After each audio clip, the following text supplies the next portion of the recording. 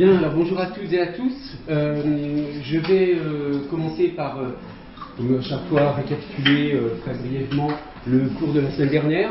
J'espère que vous avez pu constater que tous les cours sont enregistrés, PowerPoint, etc. Hein, vous n'avez pas eu de problème pour récupérer, c'est parfait. Donc ce sera comme ça, chaque semaine. En général, je le fais le plus tard le lendemain, le mercredi, mais bon, parfois ça peut tarder. Alors, je reviens sur notre point de départ qui était la question de l'apprentissage de la grammaire. Le cours est intitulé Linguistique française, il y a toutes sortes de façons de le concevoir, mais moi je l'ai conçu d'une façon qui articule un peu la théorie et la pratique, si vous voulez, en me posant vraiment la question de savoir l'intérêt, disons, de l'enseignement de la grammaire dans les situations d'apprentissage des langues, que ce soit langue maternelle, langue étrangère. Et donc j'ai argumenté brièvement, tout en montrant la fragilité de cette argumentation, en faveur de l'intérêt de l'apprentissage de la grammaire dans l'apprentissage d'une langue étrangère, et en particulier, en raison de la place de la syntaxe en français, pour le français langue étrangère. Il y a peut-être des langues dans lesquelles l'apprentissage de la grammaire est peut-être moins important pour l'apprentissage, mais pour le français, je pense que c'est important. Alors, volontairement, je ne vous ai pas posé la question la semaine dernière parce que je tenais quand même à expliciter un peu mon propos, mais je vous la pose maintenant. Est-ce que cette position de dire il faut enseigner la grammaire pour enseigner le français, alors après évidemment, c'est pas du tout la même chose, niveau A1, A2, B1, B2, etc. On n'enseigne presque pas de grammaire dans les tout premiers niveaux, ça va de soi, mais très vite, dès qu'on peut, on le fait. Je n'entre pas dans ce détail-là. Mais est-ce que cette idée qu'il est nécessaire, utile tout au moins, d'enseigner la grammaire dans le cours de FLE, c'est une idée qui vous paraît naturelle, qui vous choque, que vous trouvez contestable, a priori, par rapport à ce que vous avez appréhendé antérieurement, ou est-ce que vous n'avez pas d'avis spécialement sur la question? Parce qu'il est possible que certains d'entre vous aient suivi des cours dans lesquels on vous dit non, faire de la grammaire en classe de langue, classe de FLE, ça ne sert à rien. Bon. Toute la question étant, je vais signaler la dernière fois, mais de toute façon on va en reparler très souvent, de savoir qu'est-ce que ça veut dire enseigner la grammaire. Parce que, évidemment, que tout dépend. Il y a bien, je suis parfaitement d'accord avec l'idée qu'un certain type d'enseignement de la grammaire est totalement inutile. Ça, on est d'accord. Il y a toujours de très mauvaises façons d'enseigner la grammaire qui ne servent strictement à rien. En revanche, il ne faut pas, comme on dit, jeter le bébé avec l'eau du bain. C'est pas parce qu'il y a eu un mauvais usage de la grammaire dans les classes de langue, dû au fait que les professeurs eux-mêmes n'ont pas une maîtrise suffisante des enjeux de la description grammaticale. C'est pas pour cette raison qu'il faut renoncer entièrement à l'intérêt de l'enseignement de la grammaire. Alors ça, est-ce que certaines ou certains d'entre vous, ça vous appelle des réactions, ça vous suscite des réactions? Oui? Je pense que c'est bien d'avoir quand même des bases de grammaire enseignées pour que l'apprenant puisse lui-même mieux comprendre en fait vraiment ce qu'il va lire. Si on est dans le cadre d'un livre qu'il veut lire, c'est de Proust, on sait par exemple qu'il y a des phrases très très longues et avoir des bases de grammaire permet aussi de mieux comprendre comment ces phrases sont structurées, repérer vraiment le sujet. C'est comme c'est très long, on peut se perdre en fait sur notre livre. Oui, voilà, donc au moins un niveau B2 à partir de B2, C1, etc. Là où on a vraiment besoin pour aller plus loin dans l'approfondissement. C'est ça, c'est aussi pour tout ce qui est adjectif qualificatif, vraiment repérer les sujets, les attributs sur les choses. Je suis d'accord. Je pense comme ma camarade et aussi, ça peut aussi aider à clarifier les apprenants. Si on fait des similitudes entre leurs langues, si on parle de grammaire, tout à fait. Je pense que ça peut être plus facile pour eux. Oui, alors ça c'est une très bonne remarque. Je n'aurai pas le temps d'en parler beaucoup. Peut-être qu'à un moment donné, si on a le temps, je parlerai un tout petit peu du parallélisme sur la question des compléments entre l'espagnol et le français, parce que justement il y a des différences intéressantes.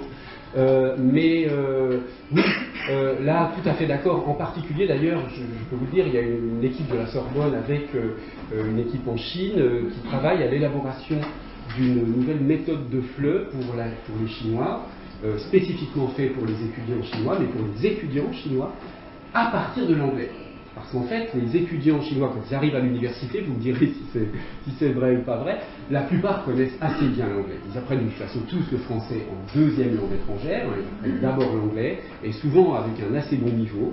Et du coup, se servir des connaissances de l'anglais pour aller vers le français, c'est très intéressant, ça permet d'accélérer les apprentissages, et pour l'instant, c'est très peu utilisé. Donc là, voilà, on est typiquement là, on est en train de fabriquer ce genre de méthode. Ça vous appelle un commentaire, les étudiantes chinoises ou étudiants chinois?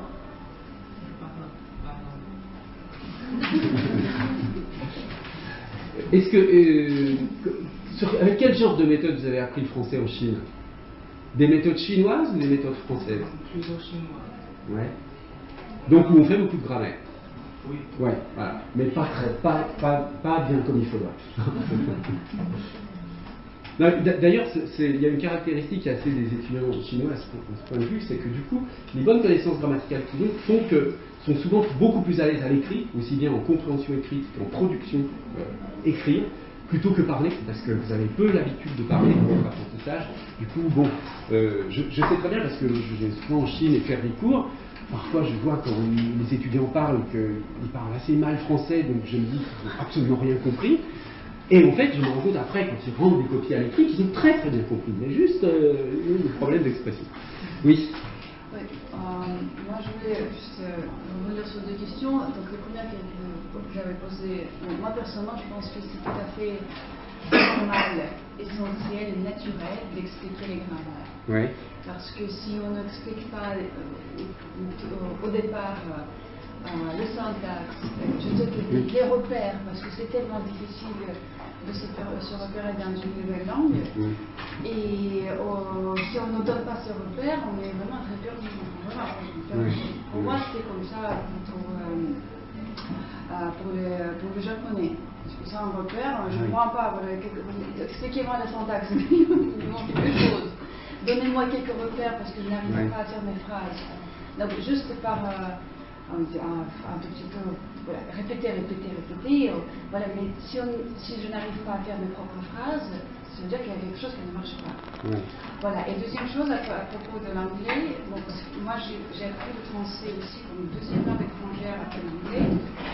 Et mon professeur de français, qui était le premier professeur, était complètement contre cette idée. Il a dit que si vous apprenez, ne faites pas de référence à la langue étrangère, faites à votre propre langue. Voilà. Mais bon, après, je ne sais pas, c'était...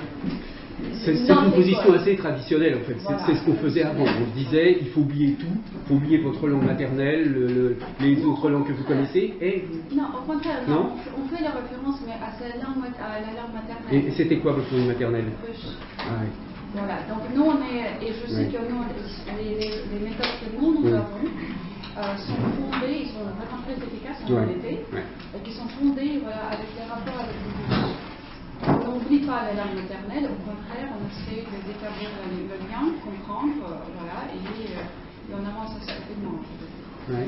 Voilà. D'accord, mais ça marche parce que, si vous voulez, il y a quand même des structures syntaxiques relativement proches.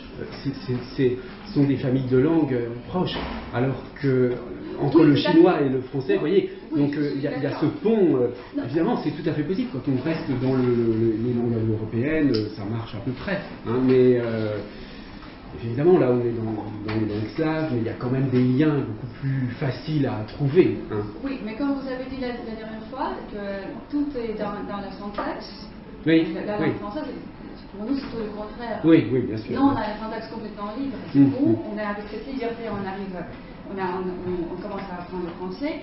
Et notre syntaxe, elle est complètement... Voilà, on peut commencer par le prédicat, par exemple. Voilà, ou n'importe quoi. Et voilà. Et c'est ça qui est très difficile pour nous, par exemple. Si on fait ce que Très bien, merci de vos remarques. Alors, bon, je reviendrai juste après sur ce que vous avez dit, qui est très important sur la question des repères. Mais sur la question des méthodes de langue russe, alors, en fait, oui, elles sont très efficaces. J'ai jamais encore bien compris pourquoi, mais un de mes collègues m'a expliqué une fois qu'il y a peut-être que partout en Russie, on ne fait pas de la même façon, hein, mais qu'il y a un rôle de l'oral et de l'intonation, qu'au début, on apprend la langue beaucoup à l'oral et même sans utiliser de mots, juste en répétant les intonations, etc. C'est une des méthodes qui est utilisée aussi, très efficace pour cette raison-là. Mais bon, oui, il y a aussi tout un comment dire, enfin bref, je ne veux pas en parler trop longuement, mais ce serait un sujet très intéressant de comparer justement des méthodes de langue dans des pays assez différents. Ça a été un tout petit peu fait par certains spécialistes de didactique, mais pas d'un point de vue linguistique, c'est-à-dire pas d'un point de vue dans quel cas c'est mieux de passer par l'anglais ou pas, etc. Enfin, ça ouvre toutes sortes de problèmes extrêmement intéressants. Et c'est tout à fait possible que ce ne soit pas nécessaire pour le russe de passer par l'anglais. De même qu'un Français qui apprend l'espagnol, voilà, pas besoin de passer par l'anglais, ce serait ridicule. C'est beaucoup plus proche des vieux langues romanes que l'anglais. Hein. Mais pour la Chine, évidemment, ou le Japon, enfin pour des langues très lointaines, quand on a déjà fait cet effort d'acquérir une syntaxe de langue indo-européenne, bah, c'est quand même plus facile de se greffer dessus. Enfin bon, il y a quelques études partielles qui montrent que ça marche mieux. C'est-à-dire, moi j'ai plusieurs doctorantes d'ailleurs, chinoises, qui ont travaillé sur l'acquisition de l'article, l'acquisition de tel ou tel truc, en faisant deux méthodes, une méthode sans passer par l'anglais, une méthode en passant par l'anglais, et on voit que celle qui passe par l'anglais marche mieux. Donc voilà, mais sur des choses très partielles. Bon, et sur la question des repères, vous avez là aussi tout à fait raison, parce que où est-ce que vous allez trouver des repères stables dans l'apprentissage d'une langue? Pas dans le lexique. Le lexique, c'est extrêmement mouvant, variable, très changeant d'une langue à l'autre. En revanche, les structures syntaxiques, elles, sont effectivement des repères stables. Donc, en effet, c'est une raison supplémentaire d'utiliser donc la grammaire dans l'enseignement. Alors, là, à partir du moment où on admet cette idée, on est confronté à la question que j'évoquais il y a un instant. D'accord, on va enseigner la grammaire, mais comment? Qu'est-ce qu'on va enseigner? Je vous l'ai dit comme une espèce d'exemple caricatural, apprendre des tableaux entiers de conjugaison des verbes avec toutes les exceptions, des trucs. On se doute que c'est pas ça qui va être intéressant et efficace. Alors, il faut d'abord que les professeurs aient une idée des notions les plus importantes. Donc, je vous ai donné là une idée, ça fait une trentaine de notions qui sont vraiment les notions très basiques. Qui sont celles qu'on va enseigner en priorité, et il va falloir comprendre comment elles s'organisent. Je ne reviens pas sur l'historique, j'en avais parlé, et puis donc je vous avais donné un petit exemple où on essaie de caractériser ce que signifie identifier une forme grammaticale. Donc on avait vu qu'à partir d'une phrase comme ça, bon, identifier une forme grammaticale, c'est dire qu'un mot est un nom, un verbe, un article, dire que le groupe de mots est un groupe nominal ou un groupe verbal, donner les fonctions, sujet, COD, et caractériser la phrase avec cette complication qu'on verra ensuite, qu'est la subordination. Alors, je m'étais arrêté sur cette idée que, au fond, quand on s'interroge d'une manière un petit peu plus précise sur ce que ça signifie identifier des formes grammaticales, que, du coup, faire de la grammaire, ça va être ça. Ça va être principalement identifier des formes grammaticales. Eh bien, identifier des formes grammaticales, c'est finalement les catégoriser. Les catégoriser, c'est-à-dire les mettre dans des catégories. Donc on en était arrivé à la notion de catégorisation, et avec cette idée que donc, quand on va catégoriser des formes grammaticales, on va prendre des mots et on va les mettre dans la catégorie des noms, la catégorie des verbes, la catégorie des pronoms, ou la catégorie de la fonction sujet, de la fonction COD, etc. Alors, tout ça semble très évident, hein, mais quand on regarde de plus près, et c'est ça l'intérêt de passer de la notion d'identification à la notion de catégorisation, c'est que la notion de catégorisation est là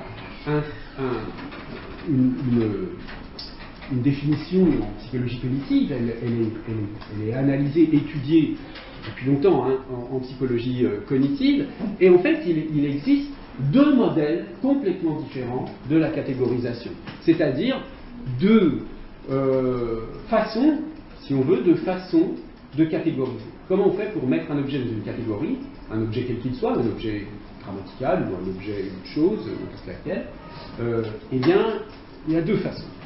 Une façon qu'on appelle traditionnellement le modèle des conditions nécessaires et suffisantes, ou le modèle aristotélicien, et puis un autre modèle qu'on appelle la théorie du prototype, qui est un modèle qui date des années 1970, qui est issu des travaux d'une psychologue qui s'appelle Eleanor Roche. On va parler donc de ces deux modèles. Alors, le premier modèle, celui des conditions nécessaires et suffisantes, il est basé sur l'idée que des choses qui sont dans une même catégorie ont des propriétés communes. C'est que il y a en fait certaines propriétés que tous les membres de la catégorie vont posséder. Et c'est en vertu de l'existence de ces propriétés qu'on va mettre la chose considérée dans la catégorie. Prenons un exemple très simple. Si je définis l'oiseau comme un vertébré à plumes, vous voyez que la définition par la catégorisation par conditions nécessaires et suffisantes est là à voir aussi avec la notion de définition. On va définir. On définit un oiseau en disant que c'est un vertébré à plumes. Donc, on le définit à partir de deux propriétés. La propriété être vertébré, la propriété avoir des plumes. Donc, ça marche dans les deux sens. Si je vois un animal bizarre, je ne sais pas si c'est un oiseau ou pas. Bon. Si je peux établir qu'il est vertébré et qu'il a des plumes, je peux le mettre dans la catégorie oiseau, il n'y a pas de problème. Et inversement, si on me dit d'un animal bizarre, c'est un oiseau, j'en déduis qu'il est vertébré et qu'il a des plumes. Que même si ce qu'il a sur la peau n'a pas l'air de ressembler à des plumes, ce sont quand même des plumes. D'accord ?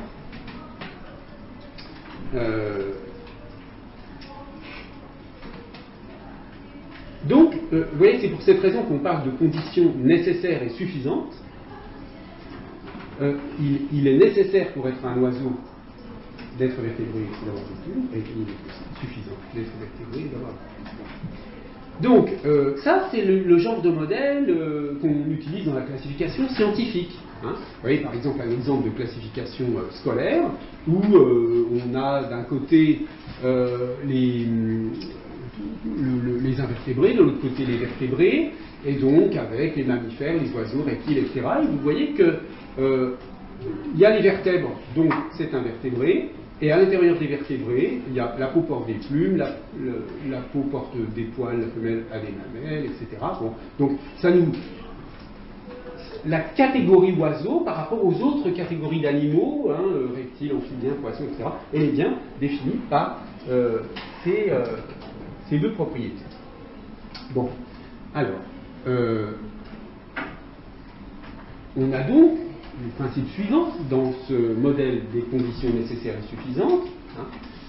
Les catégories, elles sont très nettement délimitées. C'est-à-dire que soit il y a des plumes, soit il n'y en a pas. Il n'y a pas d'intermédiaire. Il y a un petit peu de plumes. Bon.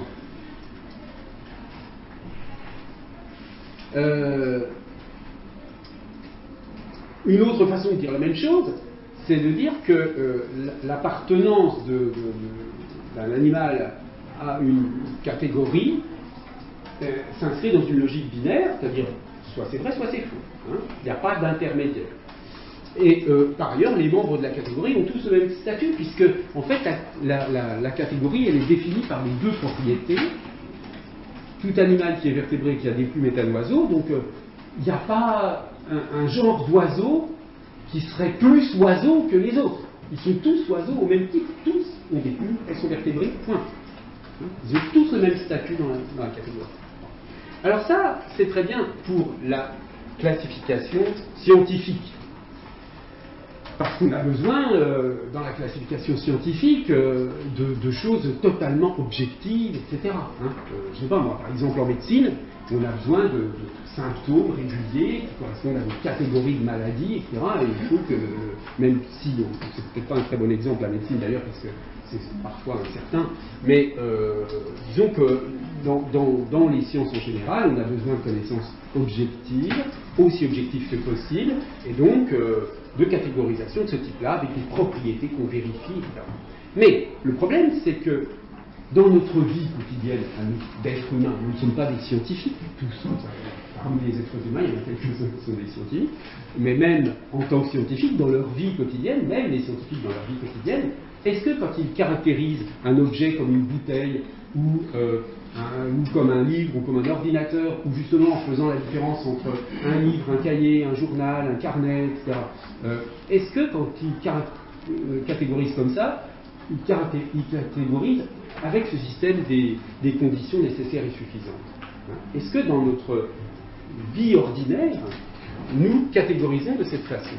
Et puis, ce qui va nous intéresser surtout, c'est est-ce que les langues naturelles catégorisent de cette façon? C'est-à-dire que ce qui nous intéresse, nous, en tant que linguistes, c'est la façon dont les langues vont catégoriser le monde. C'est la dénomination, c'est-à-dire les noms qu'on va donner aux différentes catégories. Bon, mais il n'y a pas quelqu'un, comme dans le cas de la classification scientifique, qui a donné un jour une définition claire des vertébrés, des oiseaux, etc. Les langues, elles évoluent d'un point de vue historique. Il n'y a pas une personne qui un jour décide ça, on va l'appeler comme ça on va l'appeler comme ça, etc. Donc les langues, elles évoluent, elles existent à partir des propriétés spontanées des êtres humains.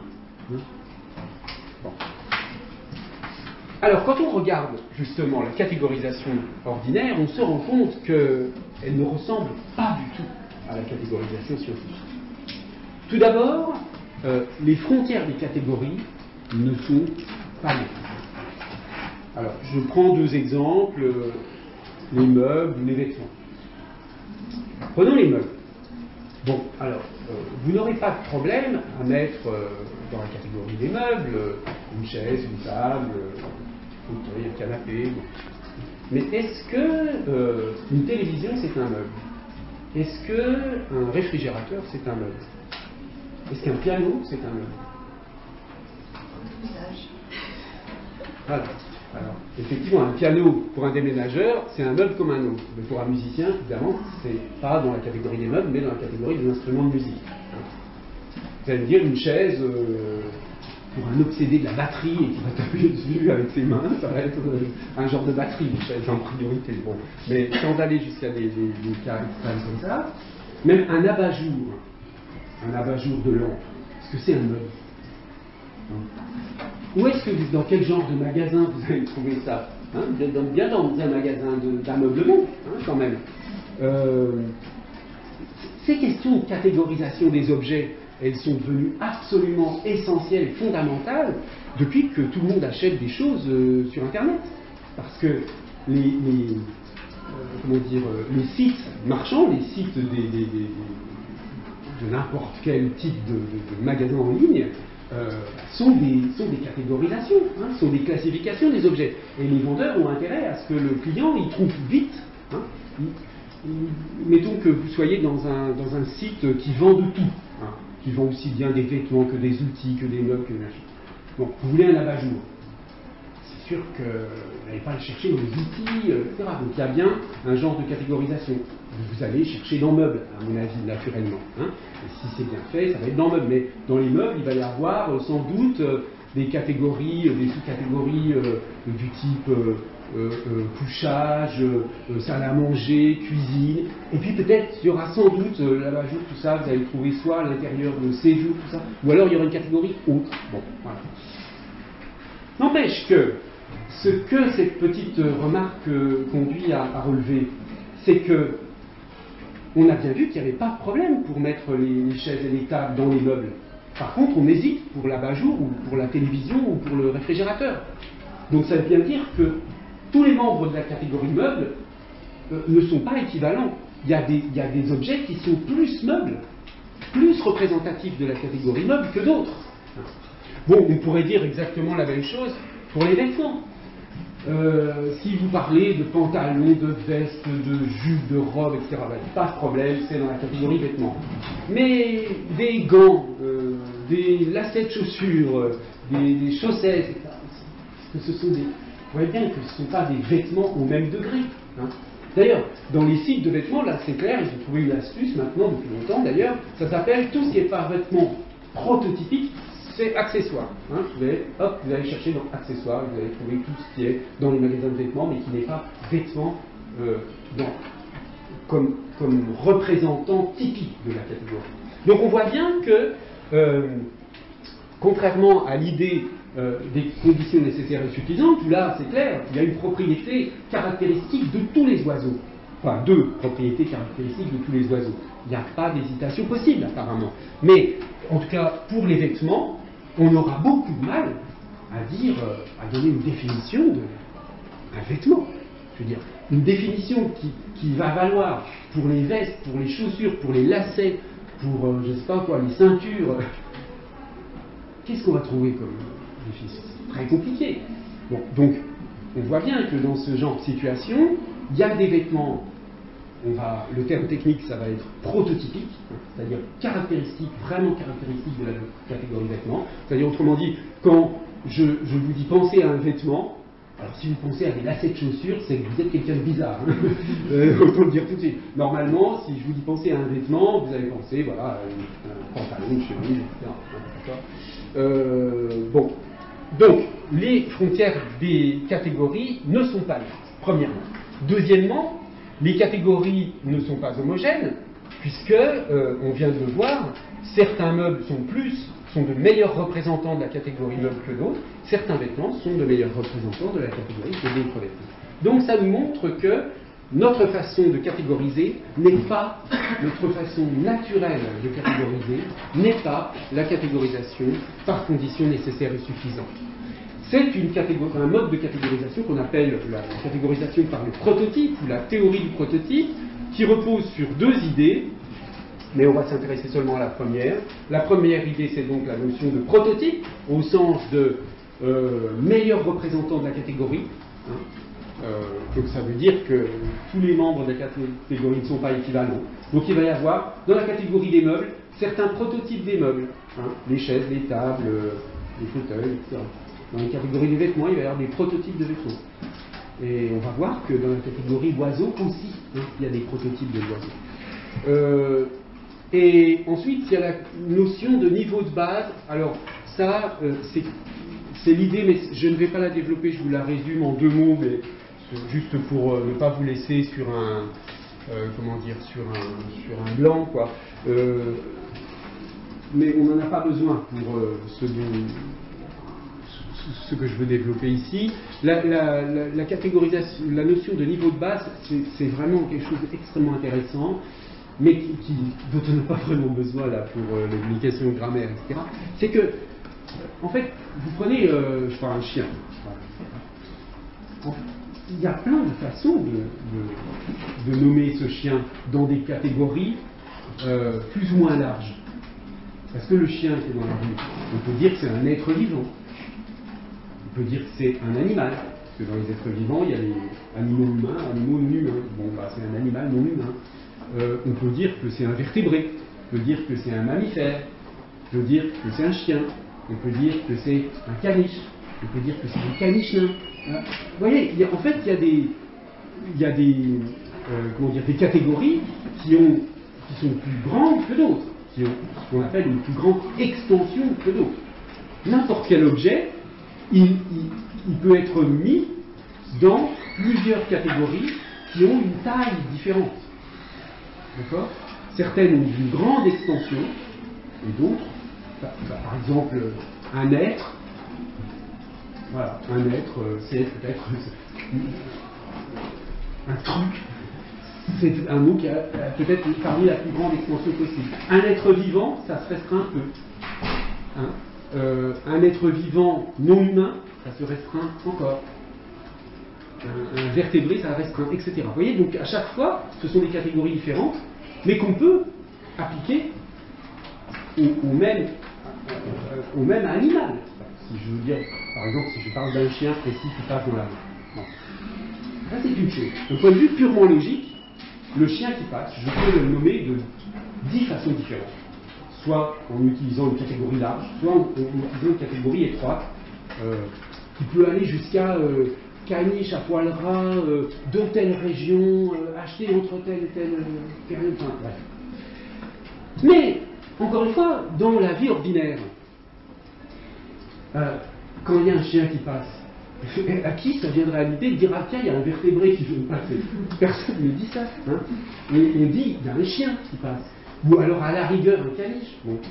Donc ça veut dire que même s'il y a des tas de catégories de taille plus ou moins grande, théoriquement possibles pour nommer les objets ou les êtres, eh bien dans la vie ordinaire, on privilégie un certain niveau de catégorie, ni trop élevé, ni trop précis. Par exemple, donc, pour les animaux, ça va être chien, chat, etc.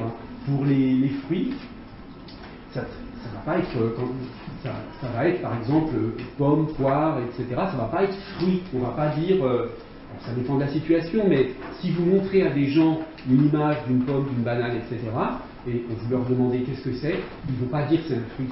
Ils vont dire c'est une pomme, c'est une banane. Mais ils vont pas non plus dire plus précis. Ils vont pas dire c'est une pomme golden de telle couleur, etc. Hein. Bon, donc il y a un niveau préféré dans la hiérarchie catégorielle. Bon, c'est un sujet très intéressant, mais dont on n'a pas besoin tellement pour ce que je veux vous montrer ici. Bien. Alors, je reviens donc à la notion de prototype. Voyez les oiseaux. Bon, ça c'est un vieux schéma. Je me souviens même plus du sort, peut-être bien d'un article de Roche, mais peut-être pas. C'est du schéma des années 70-80. Donc, évidemment, ça dépend des cultures, hein, mais a priori, dans les cultures occidentales, c'est un peu le moineau qui serait, on dirait en français, le moineau qui est l'oiseau prototypique. Hein. Après, quand assez prototypique, le canari, etc., on pourrait dire le corbeau en France, des oiseaux courants, quoi. Hein. Et puis après, il y a la chouette, le toucan, le perroquet, le paon, le paon qui est là, qui est encore un peu moins oiseau, et puis le pingouin et l'autruche qui sont à la périphérie de la catégorie oiseau. Alors à votre avis, pourquoi le pingouin et l'autruche sont à la périphérie? Vous voyez, il y a l'oiseau le plus basique, le plus central, et puis les oiseaux qui sont les moins prototypiques. Oui? Ça dépend de... Là, c'est une localisation géographique, en l'occurrence, ça dépend de où on vit, quoi. Pareil pour si on élargit, je sais pas moi... Ouais, vous pensez que c'est purement culturel? Oui. Ouais, il y a une autre raison quand même.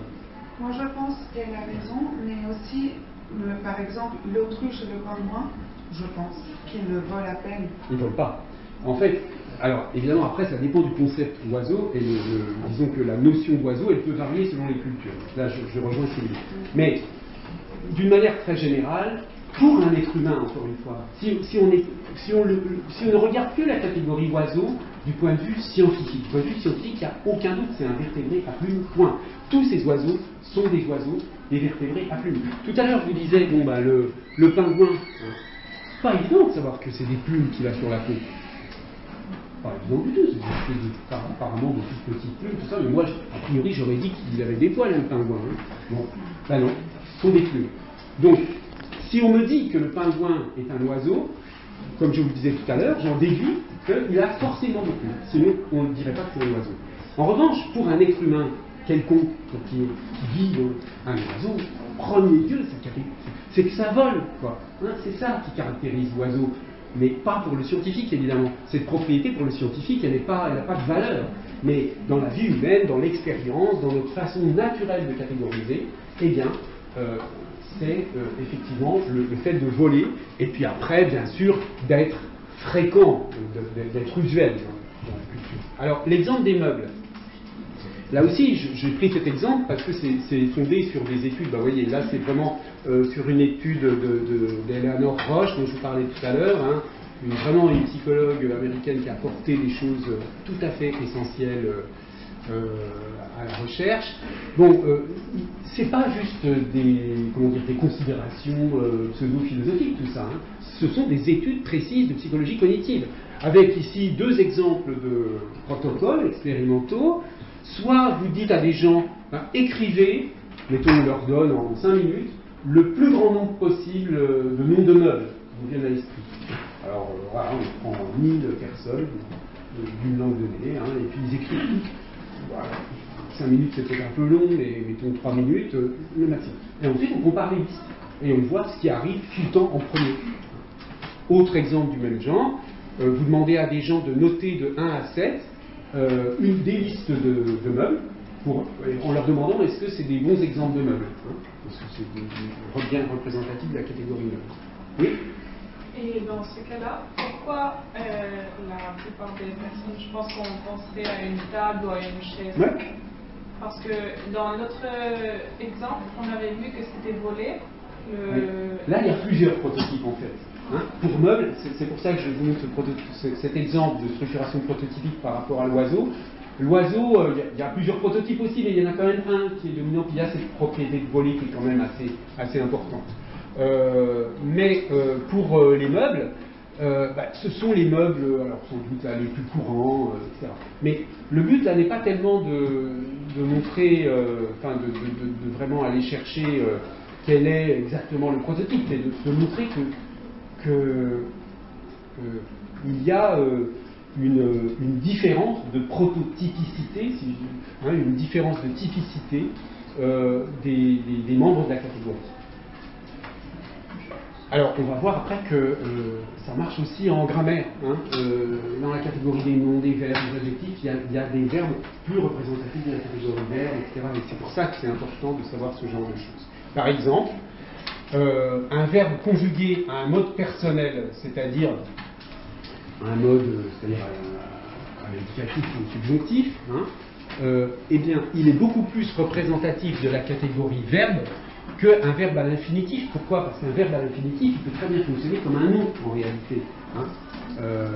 Si vous dites souffler n'est pas jouer, souffler, il fonctionne comme un nom, sujet du verbe jouer. Donc, j'aurais pu prendre l'exemple du participe passé, qui peut être un adjectif très souvent. Donc, vous voyez, ça veut dire que quand vous faites des exercices pour l'apprentissage du français, pour montrer un peu la catégorie de l'adjectif, il ne faut surtout pas prendre des adjectifs dérivés de participe passé au départ, puisque ça mélange les catégories et c'est pas représentatif. Hein. Donc il y a des catégories plus représentatives que, des membres des catégories qui sont plus représentatifs que d'autres membres. Alors, donc la conclusion, c'est que notre catégorisation naturelle, elle est prototypique. Donc elle fonctionne. Donc ça veut dire que, je ne suis pas allé jusqu'au bout en fait de l'explication. Qu'est-ce que ça veut dire cette histoire de prototype? Ça veut dire aussi que notre façon de catégoriser, c'est pas de vérifier les propriétés. Quand je catégorise un animal dans la catégorie oiseau, je vais pas. Comment je vais faire pour vérifier si c'est vertébré? Voir s'il a des plumes ou pas, ça, je peux le voir, mais s'il est vertébré ou pas, c'est peut-être pas forcément évident à voir. Quand je catégorise un objet dans la catégorie des bouteilles, etc., je ne suis pas allé voir des propriétés spécifiquement. Donc, dans le modèle des conditions nécessaires et suffisantes, on a vu qu'il faut avoir des propriétés, donc avoir une définition avec des propriétés, et puis on va vérifier si les propriétés existent dans l'objet qu'on veut catégoriser. Mais avec le modèle du prototype, on utilise toute autre chose, on utilise la similarité. La similarité avec le prototype. On a donc un prototype en tête qui est une espèce de modèle, un ou plusieurs modèles de la catégorie, et en fait, en fonction de la ressemblance avec ce modèle, eh bien, je vais plus ou moins facilement mettre l'objet dans la catégorie. Donc par exemple, si je reprends mon exemple du moineau qui est le prototype de l'oiseau, plus un oiseau ressemble à un moineau, plus je le catégorise facilement comme un oiseau. Mais si l'oiseau, pour toutes sortes de raisons, si cet oiseau, pour toutes sortes de raisons, il est moins similaire à mon prototype, donc moineau qu'un autre, eh bien, je vais avoir plus de mal à le catégoriser. D'accord ? Donc ça, vous voyez qu'on est passé d'une catégorisation comme un système un peu logique. J'ai des propriétés, s'il y a les propriétés, hop, ça, c'est dans la catégorie ou pas, à une catégorisation dans un sens cognitif. C'est-à-dire, c'est l'esprit humain qui procède d'une certaine façon. Et là, on voit que l'esprit humain, il fonctionne plutôt d'une manière prototypique. Bon. Alors, ça permet d'opposer en grammaire l'idée qu'on présente des notions avec des définitions, hein, et ça, si je présente des notions comme la définition de la phrase, hein, disons, la phrase commence par une majuscule et se termine par un point. Bon, voilà, c'est une définition de la phrase que beaucoup d'écoliers ont copié sur leur cahier, appris par cœur, etc. Bon, très bien. Ça, c'est un modèle des conditions nécessaires et suffisantes. Hein. Exactement comme mon histoire d'oiseau qui est vertébré à plumes, là, j'ai un objet linguistique, phrase, il se caractérise par le fait que ça commence par une majuscule, ça se termine par un point. Bon. Ok. En fait, le problème, c'est que les définitions, la plupart du temps, quand elles sont simples pour être enseignées, hein, elles sont insuffisantes. D'abord, il faut rajouter plein de sortes de points différents. Hein. Donc c'est pas juste le point final.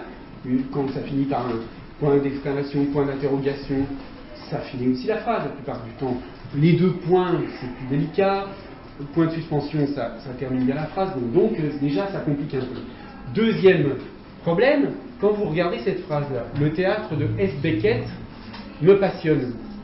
On pourrait dire, ça commence par une majuscule et ça finit par un point, donc Beckett me passionne, c'est ça la phrase. Hein, ça correspond à la définition. Mais évidemment que ça ne marche pas. Même parfois, il y a eu des définitions légèrement plus subtiles qui disent la phrase commence par une majuscule précédée par un point, d'accord, et se termine par un point. Bon, mais même là, vous voyez, la majuscule est précédée par un point, donc même avec cette définition-là, ça ne marcherait pas. Et puis il y a des cas, vous voyez, là c'est un extrait d'un poème de Apollinaire. À la fin, tu es là, ce monde ancien, bergère, au tour Eiffel, le troupeau des pombelles ce matin.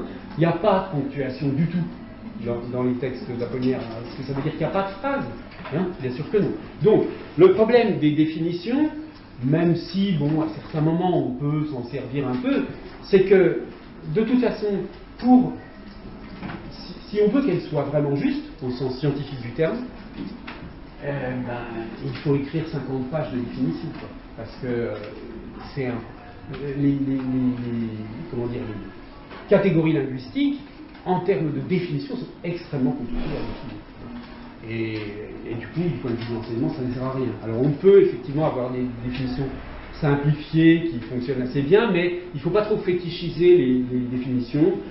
Ça n'a pas beaucoup d'importance, ça ne sert pas à grand chose de les apprendre vraiment par cœur. Il est préférable, puisque donc une définition simple, ça ne marchera jamais, il est préférable de procéder différemment. Et donc, alors je reviens, et donc d'utiliser plutôt des modèles, et des prototypes. Donc on va dire par exemple, le facteur distribue le courrier. Voilà, ça c'est un exemple de phrase. C'est une phrase simple, caractéristique, prototypique de la phrase, avec un sujet, un verbe conjugué, un groupe verbal. Bon, donc ça, évidemment pour la phrase, c'est pas très très compliqué comme notion là, mais enfin, c'est compliqué si on veut, mais là on peut l'illustrer de cette façon. Avoir une sorte de cahier ou carnet avec un exemple à chaque fois pour chaque catégorie grammaticale, c'est vraiment ce qu'on peut faire de plus basique et de plus utile. Mais on peut aussi présenter les prototypes avec des modèles structurels. On va dire, ça c'est ce que je vous expliquerai après, que la phrase c'est un groupe nominal plus un groupe verbal plus, là on pourrait mettre des parenthèses, un groupe circonstanciel. Donc, ça signifie ça que les exemples sont plus importants que les définitions. Exemplifier pour définir quelque chose, donc donner des prototypes, mais donner des prototypes. C'est-à-dire que si je dis, si je prends une phrase comme excellent ce gâteau, point d'exclamation, certes c'est une phrase, mais c'est une phrase averbale, il n'y a pas de verbe. Donc c'est pas du tout une phrase prototypique. Et si je veux illustrer la notion de phrase, je l'illustre avec une phrase prototypique de préférence. C'est pour ça que c'est important de comprendre cette notion. Là, j'ai simplement opposé la grammaire explicite, la grammaire implicite. Bon, c'est une évidence, hein, c'est simplement pour rappeler qu'il y a une grammaire implicite en tout cas, là c'est plus de la langue maternelle, je veux dire du français langue maternelle, il y a une grammaire que tout francophone natif maîtrise sans avoir fait de la grammaire. Hein. Je veux dire, un francophone natif, il va mettre l'article avant le nom, il va dire l'ordinateur est sur le bureau. Jamais personne ne dira ordinateur est sur le bureau. Ah non, je me suis trompé, c'est vrai, le déterminant, il faut le mettre avant. Non, il y a une sorte de grammaire intégrée, comme ça, qui est ce qu'on appelle la grammaire implicite, hein, une grammaire interne. Mais là, ce dont on parle, nous, c'est évidemment la grammaire explicite. Hein, le niveau métalinguistique et pas le niveau épilinguistique. Bien, alors, des exemples pris dans des manuels. Donc, vous avez là c'est des manuels de français langue maternelle hein, que j'ai pris. Un chapitre sur l'adjectif ici où on vous donne une caractéristique, une propriété de l'adjectif. Dans un groupe nominal, l'adjectif peut être supprimé contrairement au déterminant et au nom. Bon, alors exemple, les serpents dévorent les petites souris. Les serpents dévorent les souris. Donc, en effet, je peux supprimer petit et en effet, l'adjectif n'est pas un constituant obligatoire du groupe nominal dans ce genre de configuration. Bon, ensuite, vous avez d'autres caractéristiques de l'adjectif. Il est placé avant ou après le nom. Et puis, l'adjectif sert à enrichir le sens du groupe nominal. Bon, sachant que enrichir, c'est pas très très précis. Hein. Mais bon, restons juste sur la première. Quel est le problème? C'est que la même grammaire, quelques pages après, propose ça comme exercice. Supprime tous les adjectifs qualificatifs, les phrases ont-elles encore un sens? J'ai les yeux verts et les cheveux roux. J'ai les yeux et les cheveux. Hein, ça ne marche pas du tout. Grâce au soleil, elle a la peau bronzée. Alors là, bronzé, pas du tout prototypique comme adjectif. Hein, c'est un participe passé employé comme adjectif. Et en plus, évidemment, vous ne pouvez pas l'enlever. L'air marin lui donnait le teint frais. Si vous enlevez les adjectifs, ça donne l'air lui donnait le teint. Préfères-tu les fruits frais ou les fruits secs? Si vous enlevez les adjectifs, c'est préfères-tu les fruits ou les fruits? C'est une question, évidemment, je vous laisse réfléchir. Bon, donc, vous voyez qu'il y a une sorte d'incohérence dans un même manuel. Hein. Et ça, des exemples de ce genre-là, je pourrais vous en trouver des centaines. Hein, où on dit des choses totalement opposées. Alors, dans les deux cas, il y a de la vérité là-dedans. C'est-à-dire qu'il y a bien des situations dans lesquelles les adjectifs sont obligatoires. La situation prototypique, c'est bien celle-ci. Mais il ne faut surtout pas, au même moment, apprendre une chose et son contraire. Parce que c'est comme ça qu'au bout d'un moment, les élèves n'ont aucune connaissance grammaticale. Hein. Je fais attention à l'heure. Donc, ça c'est un premier exemple, si vous voulez, où on voit que des caractéristiques définitionnelles, au fond, ne sont pas suivies jusqu'au bout. Même quand il y a des définitions, elles ne marchent pas. Donc, il faut faire attention. Bien sûr que quand on va caractériser le groupe nominal, on va dire que l'adjectif est facultatif, mais on va pas faire travailler les élèves sur des cas comme ça. Et s'ils posent la question, on leur dit, oui c'est vrai, il y a des cas comme ça, mais c'est anormal, c'est hors système. Oui. Mais par exemple, tout ça changerait si dans les manuels, on mettrait dans un groupe nominal, l'adjectif peut être supprimé parfois. Et n'enlève pas le sens total de la phrase. C'est vrai, c'est vrai. S'il y aurait une convention dans cette manuel. Oui. Alors, simplement, si vous voulez, la vraie différence entre les deux cas, c'est qu'ici, on n'a pas du tout la même structure grammaticale. Hein. C'est-à-dire que ici, le verbe ne fait pas partie du groupe nominal. Hein. C'est j'ai les yeux verts. C'est-à-dire qu'il y a deux compléments à avoir. C'est pas j'ai quelque chose, et ce quelque chose que j'ai, c'est mes yeux verts. En fait, c'est une autre façon de dire mes yeux sont verts. D'accord? Donc, en réalité, là où c'est encore plus néfaste, si vous voulez, c'est que ça met sur le même plan des structures grammaticales complètement différentes. C'est-à-dire que les yeux verts n'est pas un groupe nominal. Le groupe nominal, ici, c'est les yeux. Bon, et c'est la même chose pour les autres exemples. Donc, la question n'est pas tellement... Votre remarque, elle serait juste pour ça. L'adjectif est placé avant ou après le nom, parce que là, il y a plein d'adjectifs en français qui ont une place fixe.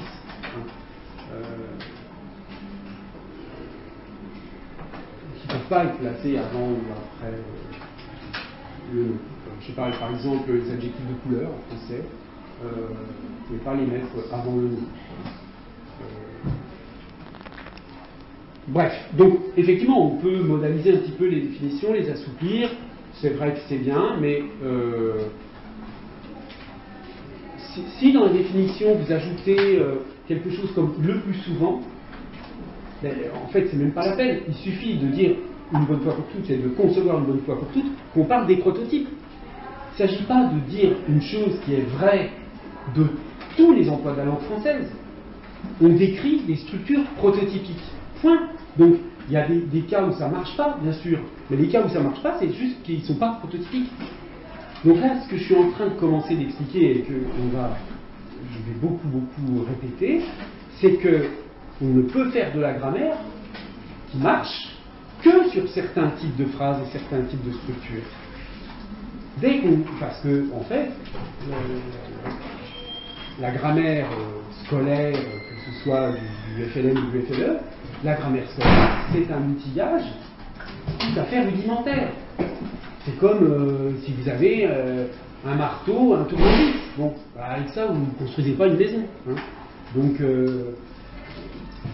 donc, pour nos classes de grammaire, on devrait montrer les structures prototypiques uniquement et dire qu'il y a des cas particuliers, mais normalement montrer les structures prototypiques. Oui, c'est ça. C'est-à-dire que le but va être de construire un savoir grammatical stable sur des structures prototypes.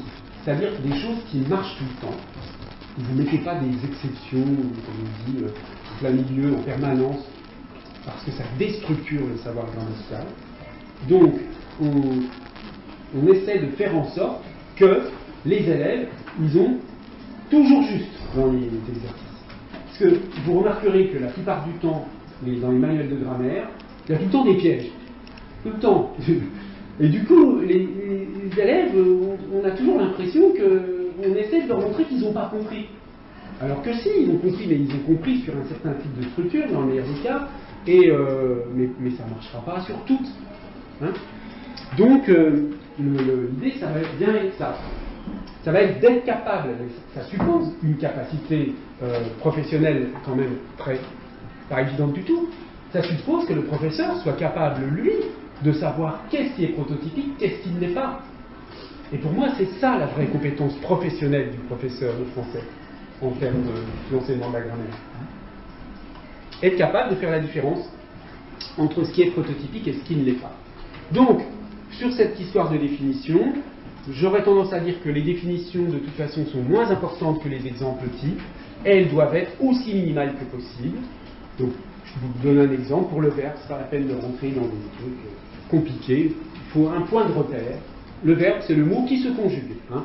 Le fait de conjuguer, ça, les élèves savent très bien ce que ça veut dire, puisqu'on leur montre je chante, tu chantes, il chante. Voilà, ils ont compris que c'est ça, conjuguer. Bon, bah, ils savent bien qu'on ne peut pas dire je ordinateur, tu ordinateur, il ordinateur. Hein. Alors, certes, et c'est encore une fois, on va tomber sur des pièges, on peut dire je table, tu tables, il table, si c'est le verbe tabler sur tel ou tel.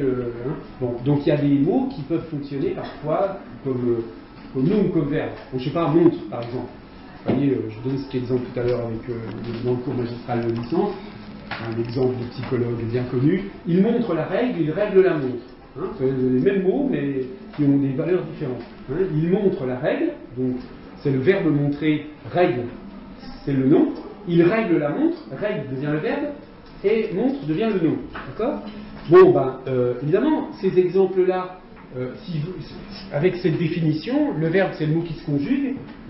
L'enfant, quand il prend la règle, il règle la montre, va pouvoir dire je règle, tu règles, il règle, donc règle est un verbe. Bon, oui, effectivement, dans ces cas-là, ça ne va pas marcher. Mais ça, c'est typiquement un genre de piège. Bon, donc, ce point de repère, il est nécessaire à un moment donné de l'apprentissage, mais au bout d'un certain temps, il y aura d'autres propriétés qui vont devenir évidentes dans l'apprentissage où vous allez percevoir que le mot est un verbe. Vous-même, d'ailleurs, je doute que vous ayez besoin, pour repérer un verbe dans une phrase, parce que là, même si j'ai pas encore regardé de près les tests que je vous ai rendus hier, mais que vous m'avez donné la semaine dernière, pardon, mais je suis à peu près certain qu'il n'y a pas une seule personne parmi vous qui se tromperait pour identifier un verbe dans une phrase. Hein. Que vous vous trompiez pour identifier un type de proposition, là je veux bien, mais un verbe, tout le monde est capable, enfin, quand on a eu un peu un minimum d'éducation, etc., dans les langues, tout le monde est capable de repérer parmi vous un verbe dans une phrase en français. Bon. Donc vous n'avez pas besoin de dire ce truc a une règle, la montre, alors je peux dire je règle, ça vous saute aux yeux, hein, pour des raisons. Eh bien, au bout d'un moment, dans l'apprentissage, ça saute aux yeux. Donc ce genre de définition, c'est provisoire, c'est minimal, il n'y a pas besoin de. En tout cas, c'est absolument inutile de faire copier les définitions, enfin ce genre de choses. Donc, vous voyez, on utilise des prototypes, on fait des exemples. Alors ça, c'est vraiment pour tout début des apprentissages. Hein. Dans un exemple vraiment, alors là, ce qu'on peut faire de plus élémentaire en grammaire, dans la phrase l'avion décolle, le sujet est l'avion. Dans la phrase il décolle, le sujet est il, trouve le sujet dans les phrases suivantes. Et on met que des structures totalement prototypiques avec déterminant et nom, ou bien avec pronom. Et là, normalement, même des enfants petits, ils comprennent. Hein. C'est pas la peine de mettre un piège au milieu. Le but, c'est qu'ils soient capables, petit à petit, au fond, de catégoriser spontanément, parce que c'est ça qu'on veut obtenir à la fin. C'est que ça devienne un petit peu automatique. Alors, je parlais tout à l'heure de l'aptitude des enseignants à éviter les cas non prototypiques. Encore un exemple dans un manuel. Un manuel vraiment de débutant. C'était analyse le COD et la phrase c'est Bruno espère retrouver son chien. Avec l'idée, pour l'auteur du manuel, je ne sais plus si c'était dans les Cordiers ou je ne sais quoi, que lui, l'auteur du manuel, estimait que c'était son chien le COD. Mais en fait, cette phrase elle est un peu trop compliquée parce qu'il y a deux COD là. Il y a retrouver son chien qui est un groupe infinitif COD de espérer, et à l'intérieur de ce groupe infinitif, il y a son chien qui est COD de retrouver. Donc évidemment que c'est pas du tout prototypique. Dans un début d'apprentissage, là, il y a un verbe à l'infinitif qui a lui-même un complément. Donc ça va pas. C'est pas un très mauvais exemple. Hein. Donc quand vous utilisez des manuels, faites bien attention parce que, et ça c'est vraiment un conseil que je donne toujours aux professeurs, hein, quel que soit le niveau, c'est faites vraiment l'exercice avant de le proposer aux élèves. Hein. Parce que sinon, si vous dites ça c'est bon, ça a l'air d'être. Quand vous êtes devant les élèves, vous vous rendez compte qu'il y a un exemple en fait, qui ne marche pas, pour une raison quelconque. Bon, donc il faut toujours essayer de faire l'exercice avant, et puis supprimer, arranger, etc. En général, être toujours un peu méfiant avec les manuels, qui sont parfois bien faits, mais souvent mal faits. Bon. Allez, on va faire une petite pause, et puis on se retrouve dans une dizaine de minutes. Hein. Bien, alors, avant de reprendre, je réponds à une question qui m'avait été posée la dernière fois, et j'avais dit que j'en parlais aujourd'hui, j'ai oublié, c'est la question du sujet de l'examen, hein, la nature de l'examen.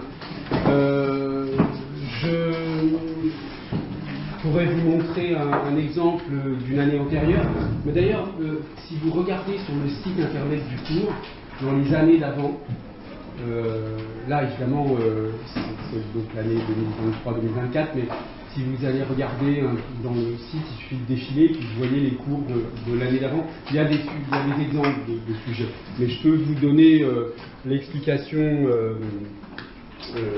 très simplement. Hein. En fait, je vous donne un texte et il y a deux parties dans le sujet. une partie où il s'agit d'analyser des mots soulignés, exactement comme pour le test que je vous ai donné, mais avec des choses un peu plus difficiles quand même.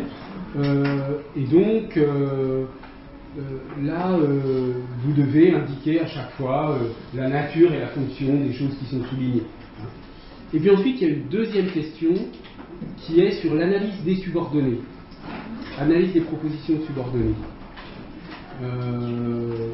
Parce que là, du coup, c'est ce qu'on fait plutôt vers la fin, qui est un peu plus difficile, parce que ça suppose d'avoir bien compris toutes les autres notions, de pouvoir étudier les subordonnées.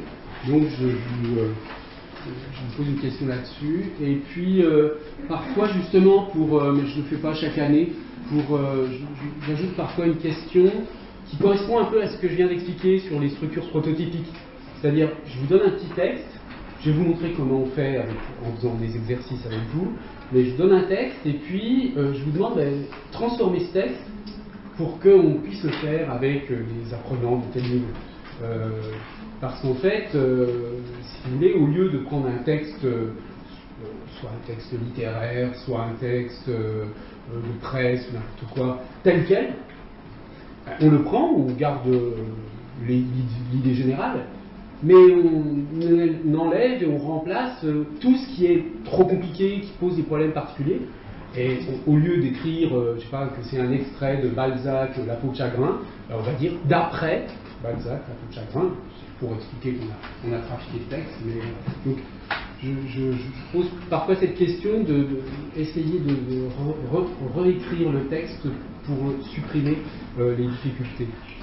C'est un petit exercice pas très compliqué, mais voilà. Donc rien de très étonnant, ce sont principalement des analyses grammaticales. Donc,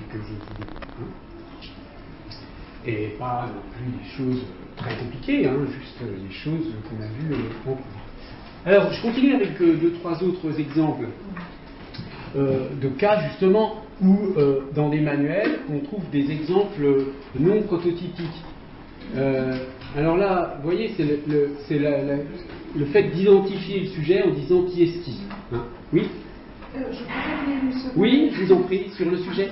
Oui, c'était plutôt pour savoir, à niveau pourcentage, est-ce que ce sera un 100% l'examen?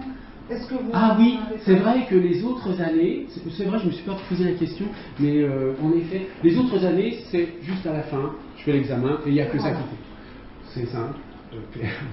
Mais c'est vrai qu'on pourrait imaginer. Alors évidemment, le problème, c'est que ça perd du temps. C'est-à-dire que si on occupe une séance avec un examen en plus, ça fait perdre une séance. Et malheureusement, il est possible je sais qu'on va en perdre au moins une, parce que j'ai une mission en Chine là, juste avant les vacances d'octobre, donc je vais rater la semaine des vacances d'octobre. La semaine juste avant les vacances d'octobre, donc ça fait déjà rater un cours que je rattraperai en mettant un cours en ligne, justement, parce que l'avantage, comme j'étais habitué aussi, au lieu de perdre complètement la séance, soit je refais un cours dans ma chambre d'hôtel et tout, soit je récupère un cours d'une autre année qui correspond exactement à ce qu'on a fait, je vous le remets comme ça, ça évite de perdre trop de temps. Mais il faudrait que je réfléchisse, il y aurait peut-être moyen, effectivement, une semaine où je ne suis pas là, mais il faudrait que je vous donne un travail à faire un peu chez vous, quoi, mais ça, on sait que c'est n'importe quoi, parce que tout le monde fait vraiment la même chose, ça n'a plus aucun sens du point de vue de la notation. Donc, c'est pour cette raison que la plupart, je fais quand même en principe juste à la fin, parce qu'on a 2 heures, alors quoique, on pourrait faire quelque chose de très court, sur juste 1 heure, faire un petit examen. Oui, ça, à la rigueur, c'est vrai, je ne l'ai pas fait les années d'avant, mais on pourrait, à la limite, faire quelque chose vers la moitié du semestre, avec que la moitié de l'épreuve, c'est-à-dire je vous donne juste le texte, 20 trucs soulignés, vous analysez, ça, il n'y a pas besoin de plus d'1 heure, et puis ça vous donne une note, et puis comme ça fait 2 notes, ça permet de se rattraper. Oui, donner un petit peu plus soulagé. Oui, parce que voilà, c'est vrai que si vous réussissez bien ce premier exercice, qui est en principe plus facile que le deuxième, ça vous donne une certaine sécurité. Mais encore une fois, je vous l'ai dit, il y a très très peu d'échecs, tout le monde a la moyenne, sauf ceux qui viennent jamais. Alors, évidemment, les étudiants qui ne viennent pas, mais il n'y en a pas beaucoup, chaque année, quelques-uns. Donc, il ne faut pas trop vous inquiéter pour l'évaluation. On est en master, hein, donc on est beaucoup plus dans... que la façon de concevoir les évaluations au niveau master, c'est quand même pour moi pas du tout la même chose qu'au niveau licence. Hein. Encore plus dans le master recherche, mais même dans un master professionnel comme ça, moi, mon but, c'est de sensibiliser à des questions professionnelles, justement, et de vous considérer comme des professionnels de l'enseignement du français, donc notamment de la grammaire, mais pas seulement, bien sûr, je ne vais pas réduire l'enseignement du français à la grammaire, mais c'est une partie qui, à mes yeux, est importante. Et voilà, c'est de la formation professionnelle, c'est pas des choses à apprendre par cœur et à restituer. Donc voilà, c'est pour ça, c'est pas trop vous inquiéter pour ça. Alors, donc, est-ce qu'il y a d'autres questions sur l'examen? On le fait normalement la dernière séance de cours, donc c'est en décembre, juste avant. Oui, voilà, ça doit être ça, le 19, sauf erreur. Donc faites bien attention d'être présent parce que, après vous pouvez être malade ou tout ça. Dans le pire des cas, si vous êtes absent pour vraiment avec un certificat médical, etc., ça m'est arrivé pas l'année dernière mais les années d'avant, pas à cause du Covid et tout ça, là, de donner un autre sujet en rattrapage, forcément, mais en présence, quoi. Donc il faut que vous soyez encore à Paris. Parce que à distance ça marche pas. Ou alors il faut transformer avec un oral, et là l'oral. Enfin, voilà, donc il n'y a pas de raison que ça arrive, mais si jamais ça vous arrivait d'être absent le jour de l'épreuve, d'où l'intérêt de le faire. Alors seulement, par contre, il faut que je vois un petit peu comment on calcule, je me renseigne sur le calcul de la moyenne, parce que ce qui pourrait être tentant, si on fait la moyenne, ça veut dire que quand on est absent, on a 0. Mais il y a une autre façon de calculer, qui est de dire, si on est absent, on ne met pas de note. Alors, évidemment, le truc, c'est que si on procède de cette façon-là, si vous avez eu une très bonne note au premier test, vous ne venez pas au deuxième, et puis vous êtes tranquille. Donc, ça ne peut pas marcher comme ça. Il faut que je me renseigne pour savoir si j'ai la liberté de faire comme je veux. Je ne sais pas, parce que comme je vous disais, je n'ai toujours fait qu'un examen à la fin. Mais je ne sais pas si les profs peuvent faire exactement comme ils veulent ou s'il y a des règles dans le contrôle continu pour la moyenne générale. Mais souvent, ce qu'on fait, c'est que la note Non, ça c'est pour le contrôle mixte. La note de l'examen du TD compte uniquement si elle est supérieure à la note du contrôle terminal. Donc, pas pour le contrôle continu intégral. Donc là, je pense que ce qu'on va plutôt faire, c'est que la note, la première note ne pourra pas vous désavantager. C'est-à-dire que si vous avez si votre deuxième note à la fin est supérieure à celle à la première, je ne la compte pas la première. C'est absurde de baisser si vous avez progressé. Par contre, dans l'autre cas, elle compte. Donc ça peut vous remonter. Mais il faut que vous soyez venu à la dernière. Parce que si vous n'êtes pas à la dernière, vous avez 0. Et là, du coup, ça vous divise la note que vous avez eue. Donc, à ma connaissance, c'est ça la façon de calculer. Je vais quand même me renseigner et confirmer ça la semaine prochaine. Est-ce qu'il y a d'autres questions? Non? Ça va? Très bien. Alors, je reprends donc sur cette affaire des exemples non prototypiques. Bon, là, c'est un cas classique de l'identification du sujet. Bon, on identifie le sujet en disant qui est-ce qui. Bon, voilà, le chat attrape les souris. Qui est-ce qui attrape les souris? C'est le chat. Bon, très bien, pourquoi pas. Seulement, regardez, dans l'exercice, le crabe marche de travers. Qui est-ce qui marche de travers? Le crabe. Les ours bruns aiment le miel. Ah oui, mais alors, qu'est-ce que vous allez dire là? Qui est-ce qui aime le miel? C'est les ours bruns. Un truc qui ne va pas parce que c'est au pluriel. Donc, qui est-ce qui picore? Ce sont les ours bruns. Vous voyez, ça pose des tas de problèmes d'accord, etc. Et ça ne marche pas. Donc, en fait, ce test, il marche bien que quand les sujets sont singuliers, en réalité. Parce que sinon, ça ajoute une complication supplémentaire au pluriel. sans parler du caractère très artificiel de la question. Enfin bon, c'est pas alors le qui, il faudrait dire à ce moment-là qui.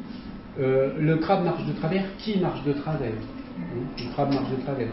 Les ours bruns aiment le miel, qui aime le miel? Les ours bruns aiment le miel, vous voyez? Plutôt que qui est ce qui. Ça serait une façon un peu meilleure. Alors, encore un exemple, copie le texte, souligne les noms et entoure les déterminants. Alors évidemment, le déterminant, pour les élèves, c'est toujours le petit mot qui est juste avant le nom. Bon, alors, la moto, très bien, là, roule vite, le motard, le, doit être bien protégé, il porte un casque, très bien, des grosses lunettes, très bien, des gants, un blouson de cuir. Alors là, vous pouvez être sûr que pratiquement tous les élèves vont dire que de, c'est le déterminant de cuir. Et ça, la personne qui a conçu l'exercice ne l'a pas vu. C'est typiquement le genre de choses à éviter, parce que là, du coup, comme on a un complément du nom, on a un nom sans déterminant. Or, quand on enseigne ce que c'est qu'un déterminant, on l'enseigne par rapport au nom. Donc en fait, pour repérer les déterminants, si un jour vous avez un exercice à faire dans un concours, je ne sais quoi, étudier les déterminants dans le texte, mon conseil c'est d'abord repérer tous les noms, et comme ça vous êtes sûr de ne pas en oublier. Bon. Mais là, il faut avoir une conscience assez claire du fait que dans les groupes prépositionnels introduits par deux, très souvent il n'y a pas de déterminant, c'est un article 0, etc. Donc là il y a une complication qui n'a pas été vue oui. Pourquoi il y a des grosses lunettes? Pourquoi c'est pas Deux groupes, oui, exactement. Mais ça c'est un exemple assez typique. C'est vrai que ici, normalement, quand l'adjectif est antéposé, on utilise de au lieu de des comme pluriel. Hein. Mais là, c'est pris dans un texte, vous voyez, qui a l'air d'être un texte écrit avec un français assez oral, quoi. Et c'est pour cette raison qu'on a, parce que cet usage de remplacer des par de quand il y a un adjectif antéposé, c'est un usage qui caractérise quand même une langue assez soignée en français. Hein. Mais dans l'usage normal, il y a beaucoup de gens qui disent des dans ces cas-là.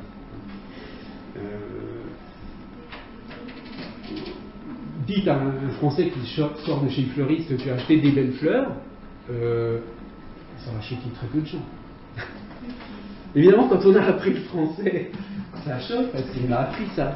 Mais dans l'usage, je pense qu'il faudrait que je demande à des collègues qui ont fait des corpus récents, mais oraux, des corpus oraux, mais à mon avis, c'est assez. Ça se perd comme connaissance. Alors, le système de la langue.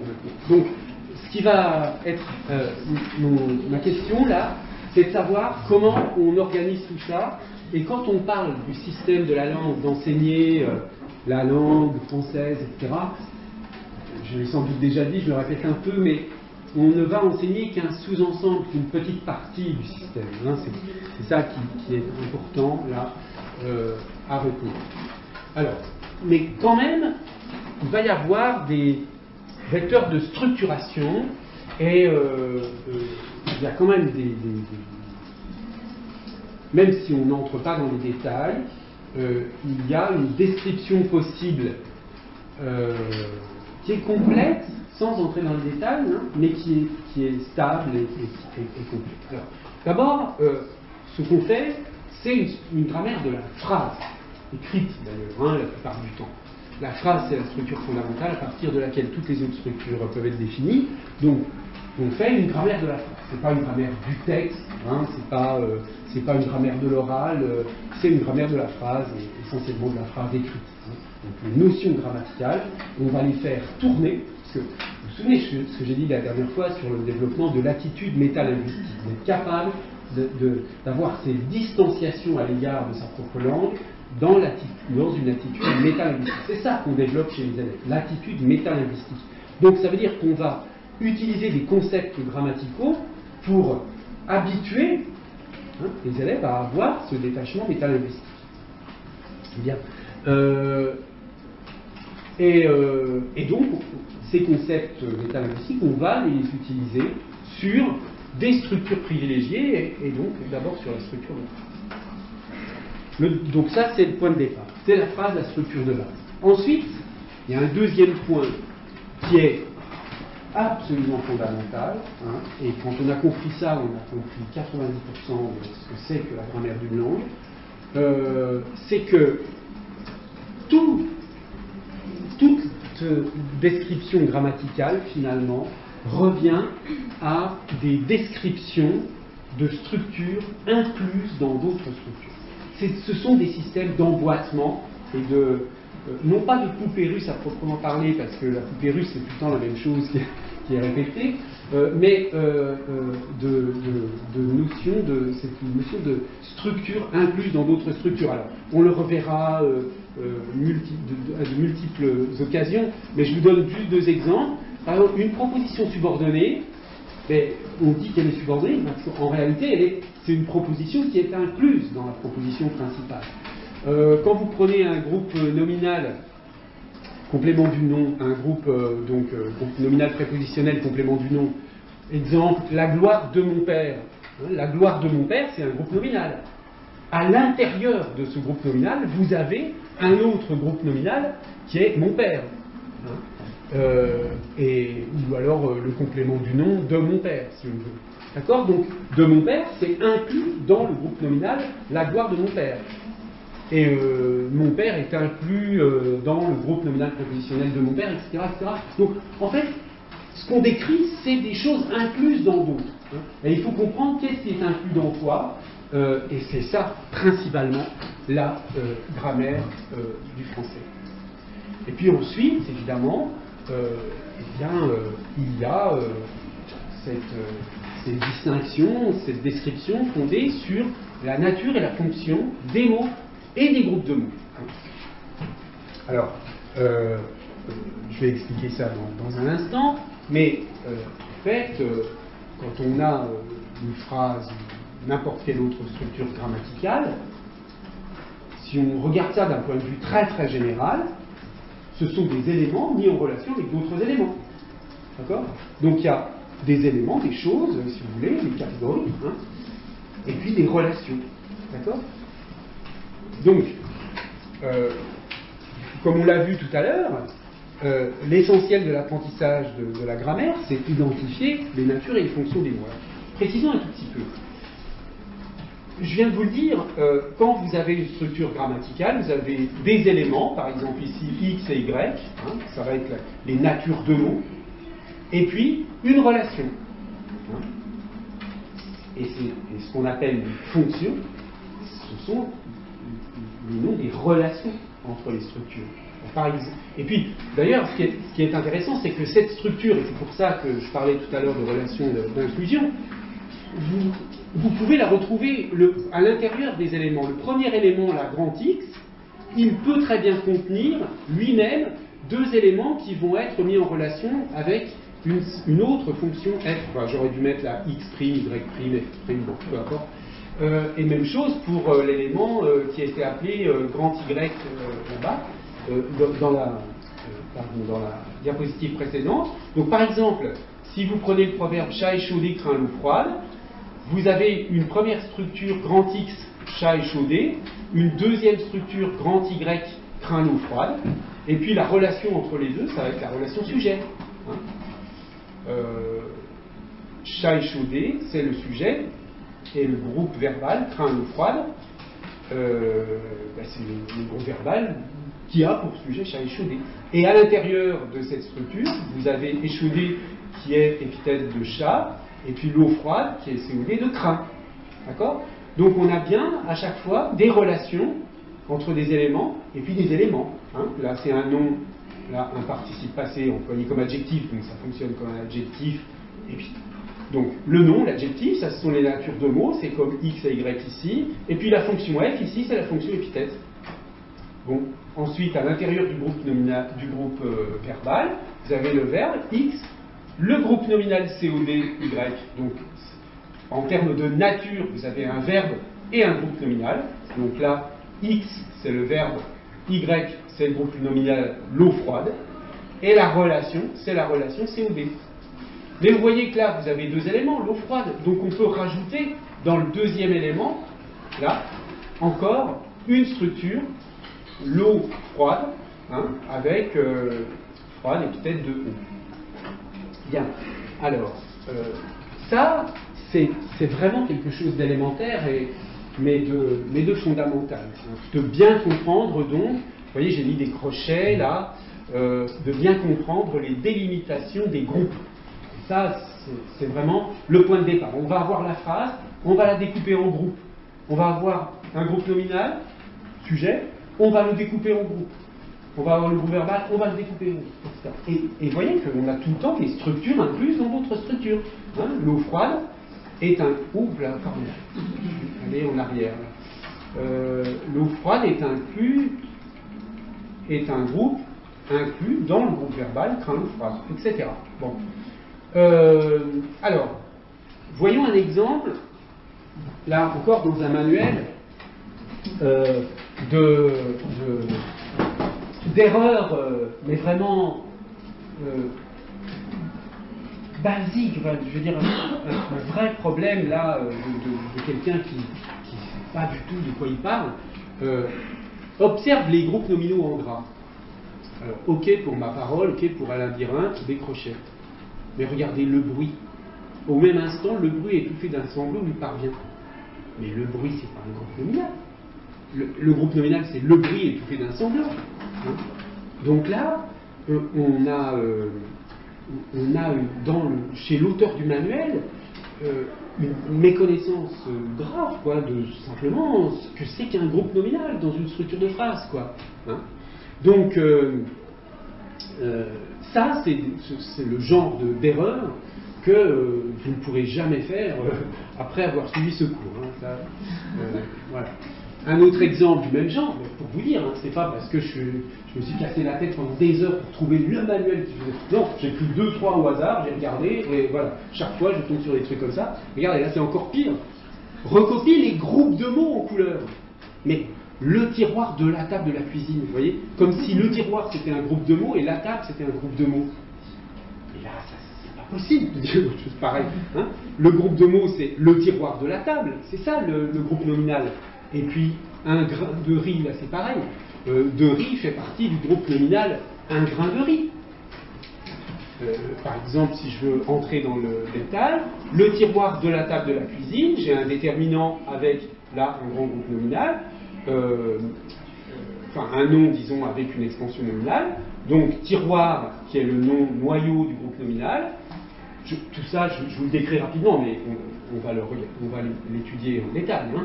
De la table de la cuisine, qui est donc le groupe nominal prépositionnel, nature, groupe nominal prépositionnel, et sa fonction, c'est complément du nom tiroir. Et ensuite, on a de la cuisine, qui est le complément du nom table. Hein. Donc, on a des choses emboîtées, vous voyez, vous avez d'abord un groupe nominal dont le noyau est tiroir, à l'intérieur duquel vous avez un complément du nom, et ce complément du nom lui-même contient un complément du nom. Donc, ça c'est comprendre la grammaire, comprendre qu'est-ce qui est emboîté dans quoi. Quand vous dites que le tiroir c'est un groupe à deux élèves, c'est impossible de comprendre ce que c'est qu'un groupe nominal après. Hein. Donc, vraiment, là, il y a... Après, on s'étonne pourquoi les élèves ne comprennent rien à la grammaire à la fin de leur apprentissage. Mais même les auteurs de manuels disent n'importe quoi, donc on ne peut pas s'en sortir. Bon, alors après, j'ai mis des points d'interrogation là, parce que, vous voyez, ça aussi, c'est quelque chose qu'il faut éviter de faire. Là, il y a une question, bon, même si elle est mal formulée, une question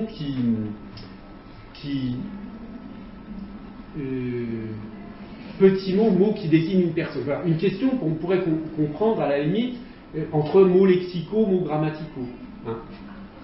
Mais on ne voit pas bien l'intérêt qu'il y a de différencier mots qui désignent une personne et mots qui désignent une chose. Parce que ça, cette distinction pour ce type de question, la différence entre un être animé et puis une chose, ça n'a aucun impact. C'est un problème de lexique qui n'a rien à voir avec la question grammaticale de la structure du groupe nominal ici. Oui. Petit mot. Un petit mot, voilà, c'est pour pas dire déterminant. Voilà. C'est le manuel pour Mais d'ailleurs, attendez, mais recopie les groupes de mots en couleur dans la colonne qui convient. Parce que c'est pas Ah oui, faux. parce qu'en fait, ce qu'ils veulent qu'on mette... Ah oui, c'est encore pire que ce que je l'ai dit. Parce qu'en fait, il y a le tiroir, et ce qu'ils veulent, c'est qu'on mette tiroir là, enfin, tiroir là, mot qui désigne une chose, et le là. Hein. Vous voyez, en fait, c'est même pas la perception du groupe de mots qui les intéresse. Donc, enfin, autant dire, c'est même pas la peine. Bon, encore du même genre, hein. Et là, c'est 3 manuels différents, sauf erreur. Il me semble que c'est 3 manuels différents, en tout cas au moins 2, mais peut-être 3. Dans quelle phrase le nom en bleu est-il sujet du verbe? Et vous voyez, ce qui est en bleu, c'est pas des noms, c'est des groupes nominaux. Donc là, l'auteur du manuel, il ne sait pas la différence entre un nom et un groupe nominal. Recopie les phrases où le nom baleine est sujet du verbe. Alors là, c'est la bêtise inverse, c'est que le sujet du verbe, c'est pas le nom, c'est le groupe nominal. Bon, donc, vous voyez un peu les aberrations qu'on trouve dans les manuels. Hein. Donc, c'est pour ça qu'il faut vraiment utiliser des sources fiables. Hein, et la terminologie, vous avez vu, je vous ai mis le lien hein, dans la terminologie dont on va parler peut-être la semaine prochaine, parce que là, aujourd'hui, ça risque de faire un peu juste. Ça, c'est un document fiable. Hein, ça, il n'y a pas de problème. Je vous en reparle tout à l'heure. Lis les phrases, entoure le petit mot qui est juste devant chaque mot en couleur. Ah oui, alors ça, pourquoi j'ai mis ça parce que, bon, là, le mot en couleur, bon d'accord, on ne dit pas que c'est un nom, on aurait pu, hein, ça coûtait pas très cher de dire le nom en couleur. Bon, mais ma, c'est bon, mais de l'eau. Vous voyez, j'aspire de l'eau. Le petit mot qui est juste avant, c'est l'apostrophe. Mais en réalité, c'est pas l'apostrophe le déterminant. Ici, c'est ce qu'on appelle un article partitif de le. Hein. Donc, là aussi, l'auteur du manuel, soit il ne sait pas, soit c'est une grossière erreur. Parce que forcément, l'élève va dire quelque chose de faux. Jamais l'élève va. Surtout, voyez comment c'est formulé. C'est sans doute un manuel de vraiment pour tout petit, hein, vous voyez, avec l'illustration et tout. Je n'ai pas mis la référence parce que ça m'est arrivé dans des conférences de mettre la référence et après de recevoir des mails d'insultes en disant j'ai du mal de mon manuel. Bon, donc maintenant je n'ai plus de référence.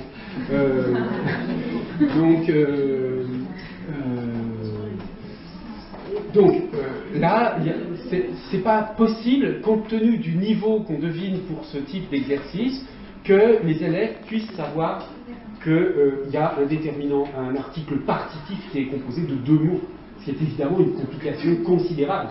Les articles partitifs, on les fait bien tard, hein, pas du tout au début.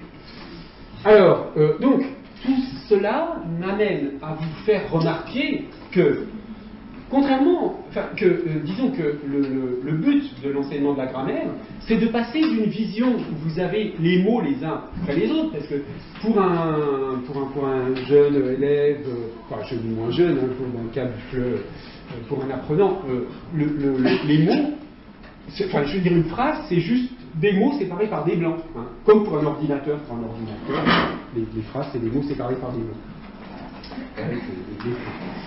Mais vous voyez que tout ce qu'on a vu précédemment et ce qu'on voit dans ce genre de schéma, c'est que c'est pas du tout ça. Parce qu'en fait, les blancs, ils n'ont pas du tout tous la même valeur. Vous voyez, le blanc entre échaudé et crin, c'est un blanc qui sépare tout le groupe chat échaudé et tout le groupe crin ou froide. C'est pas du tout de même nature que le blanc qu'il y a entre le déterminant le et le nom o. Donc, en fait, au bout d'un moment, ces structures-là, enfin, d'ailleurs, pour certains d'entre vous, certaines d'entre vous, je suppose que c'est déjà, enfin, vous le voyez déjà, hein, mais on voit les structures, on perçoit les structures quand on a des connaissances grammaticales.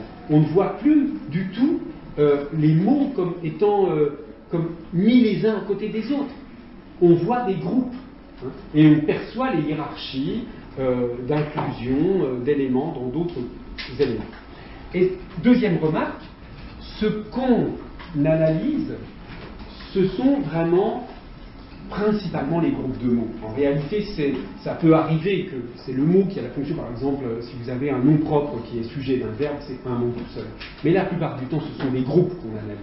Et ça aussi, c'est quelque chose qui n'est pas toujours clair dans l'enseignement de la grammaire, on n'analyse pas la fonction des mots. On analyse les groupes qui sont inclus dans d'autres groupes, qui ont telle relation avec tel autre groupe, etc. etc. Donc ça, on oublie. Oui, d'ailleurs, le fait de repérer les groupes et de dire, par exemple, que le sujet de la phrase, c'est pas cloche, mais les cloches, oui, ça a même un intérêt pour l'accord, parce que si vous dites que le sujet, c'est cloche, les cloches sonnent, la cloche sonne, c'est le même sujet. D'accord ? On entend la même chose. Mais si vous dites que le sujet, c'est la cloche ou les cloches, là, tout de suite, on entend le pluriel, les cloches. Bon, c'est un petit avantage secondaire. Alors, une fois qu'on a posé ça, on peut entrer donc dans les analyses détaillées, mais ça je vois qu'il est déjà l'heure, donc je vais m'arrêter là. Et à partir de la semaine prochaine, donc on va entrer dans l'analyse de la phrase, dans l'analyse du groupe nominal, etc., etc. Mais avant qu'on se sépare, est-ce que vous avez des questions sur ce qu'on a vu aujourd'hui? Oui, je vous en prie. Sur les exemples que vous avez montrés, est-ce que ça ne vient pas du fait qu'on dit toujours qu'il faut éviter le métalangage Oui, mais justement, ouais, alors, voilà, non, coup, oui, on oui, évite et on remplace par des mots qui ne sont pas tout à fait. possibles. Donc, ma réponse, c'est qu'il ne faut surtout pas éviter le métalangage. Il faut utiliser un métalangage, mais limité, une trentaine de notions. Une trentaine de notions suffit pour une description grammaticale de base, et c'est pas plus compliqué. Alors, je pense, enfin, c'est pas plus compliqué, et justement en termes de repères, quitte à utiliser la langue 1 de l'apprenant, c'est pas compliqué d'utiliser cette trentaine de mots pour fixer les choses et pas rester dans le flou. Donc, je pense qu'il faut utiliser le métalangage. Pas d'autres questions? Bon, bien écoutez, merci de votre attention et donc à la semaine prochaine.